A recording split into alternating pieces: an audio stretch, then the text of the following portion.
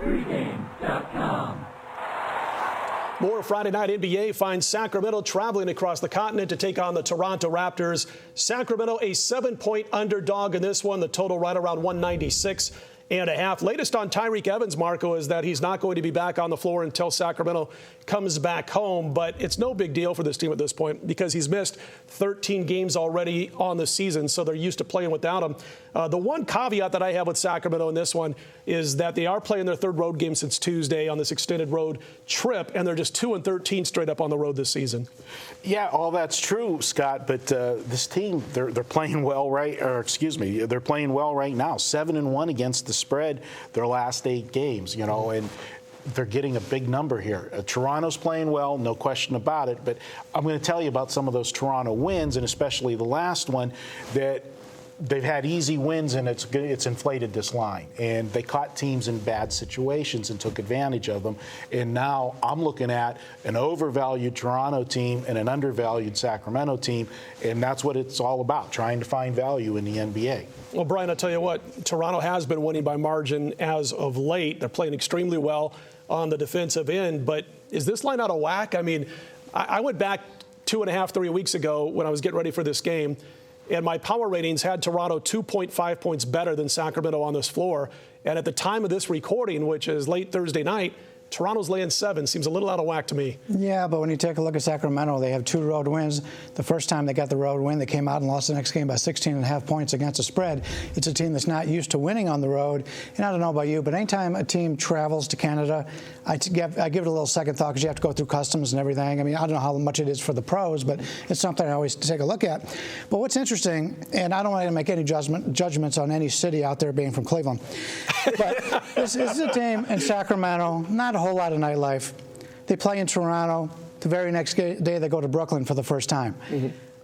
That's in New York. There's a lot more things to do in New York. So it makes you wonder, will they blow off? Because, you know, they've got a lot of malcontents on the Sacramento team. You know, come on. Will they blow off the game in Brooklyn because it's party day? Will they give everything here their best shot? You know, I'm kind of hoping they play this game really tight, goes into overtime, because you know they're never going to show up when they get to Brooklyn, sure. And I'll be looking to play to that point. I remember, I think it was Chris Webber when he was first moved to Sacramento, and he really didn't know much about the geography of the area, and he's flying. As they're getting ready to land, they're like hovering a little bit, flying around in circles before they land. And he said he basically started crying when he looked out and saw nothing but farmland. So you're right, Sacramento, not exactly the big nightlife that they're going to find in Brooklyn or Toronto for that matter. Anyway, we've discussed this one enough. Let's make it official with Marco's best bet.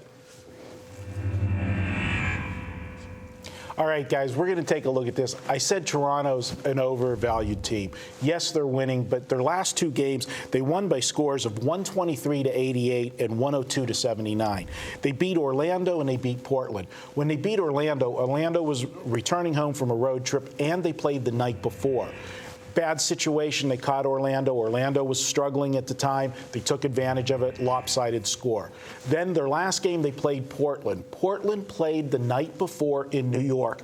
Horrible spot for the Knicks. The Knicks were returning off of a long West Coast road trip, and it was the first game after the holiday, after New Year's Day, and it was playing with the first game with Stoudemire back in the lineup. A lot of disadvantages for the Knicks. I know you'd say Stoudemire was back. That should have been a benefit. But no, whenever the team was playing well and you had, chemistry going, and now you bring a superstar back. I mean, let's face it, Stoudemire is a big star in New York. He comes back in. Now it changes the flow. So Portland took advantage of it, and then they were flat the next night against Toronto. I think this line's too high. I think this game goes down to the buzzer. I'm going to take Sacramento. I'm going to grab the points. I'm making it my video best bet. More best bets coming up in just a bit. Bryan Leonard's going to dive into the matchup in the Eastern Conference between the Indiana Pacers and the Boston Celtics. We've got that and more right here at pregame.tv.